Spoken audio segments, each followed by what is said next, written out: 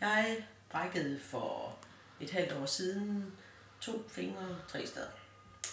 Og så begyndte min hånd efter cirka 4 måneder at sove. Og det blev værre og værre. Og til sidst så fik jeg en henvisning af lægen til sygehuset for at finde ud af, om jeg havde fået karpaltunnelsyndrom. Fordi det synes han, der var tegn på. Så hørte jeg i mellemtiden nogle familie og venner fortælle mig, at det kunne måske hjælpe at få akupunktur i stedet for.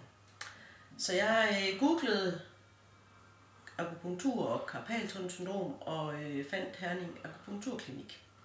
Og det var rigtig godt, fordi allerede efter den første behandling, så sov min hånd faktisk ikke mere.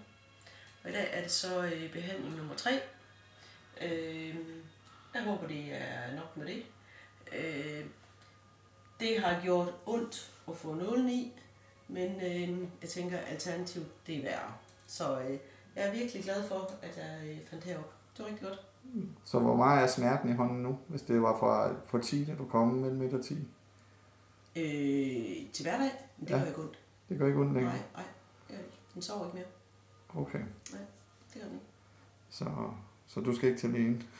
Den er aflyst. Okay. Jeg kan lige fortælle, måden vi behandler det på. Det er, at vi sætter nåle, og det gør lidt ondt at få nålene i, men når de første i, mærker man det ikke. Så sætter vi nåle ved ledene, og så sætter vi nåle her i midten ved karpaltunnelsyndrom, eller ved karpaltunnelen. Og så sætter vi lidt strøm til, fordi det er godt til at fjerne, inflammation og sådan noget. Det bruger man meget i kinesisk medicin. Men det plejer at virke rigtig godt, og vi har hjulpet mange lige sådan. Så tak skal du have.